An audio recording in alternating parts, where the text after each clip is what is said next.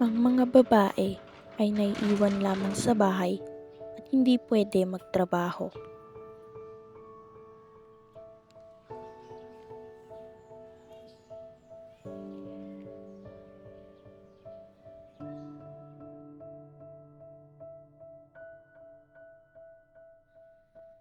Ang mga babae ay kailangan ng lalaki upang magkaroon ng masaganang buhay.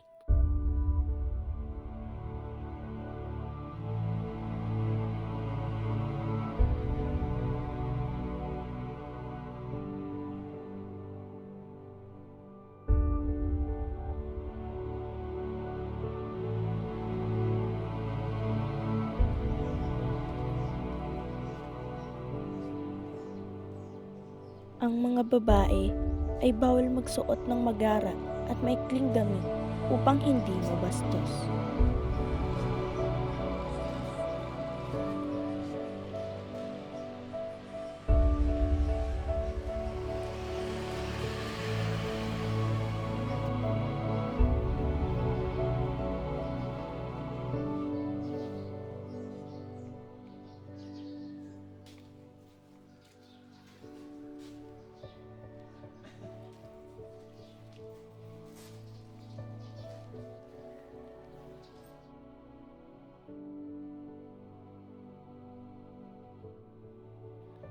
Ang mga babae ay matatawag lang na babae kapag ipinanganak ito ng kanyang ina na babae.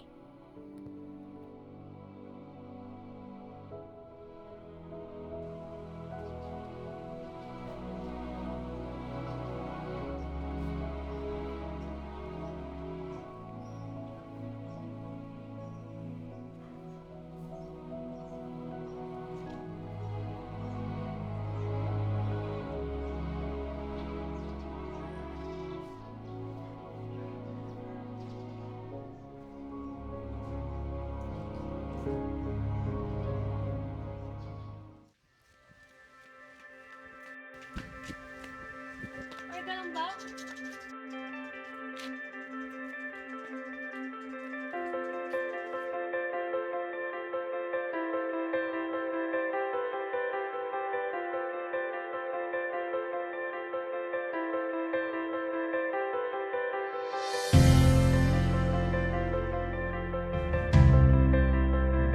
Ang babae ay kayang magtagumpay sa propesyonal na larangan. May kakayahan na rin silang magbigay ng kalinga at pag-asa sa mga taong nadadapa.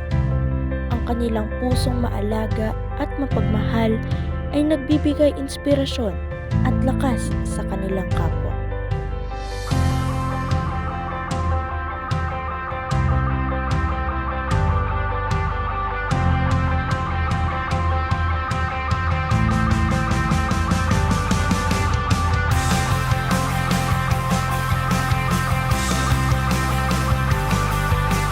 Ang babae ay nakakatayong mag-isa at kayang magtagumpay dahil sa kakaibang tapang at kagandahang taglay ng kaniyang puso.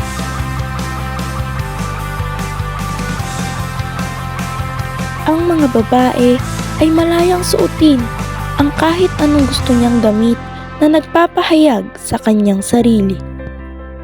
Ang babae ay kahit sinong gusto ipahayag ang sarili bilang babae.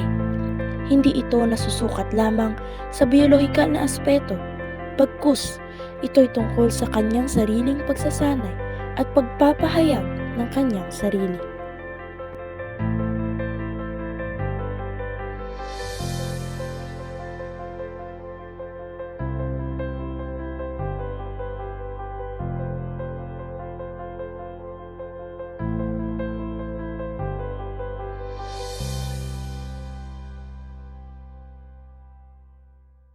Lilipas din ang ulan, sisikat din ang araw, gaganang pakiramdam, sasayaw, sisigaw sa gitna ng daan. Hindi na naman mapakali ang sarili sa kaiisip ng Paano na to? Paano ako makakahinga? Kung laging araw at gabing lagalag ang pusong di mahanap ang uuwian, may ulap pa rin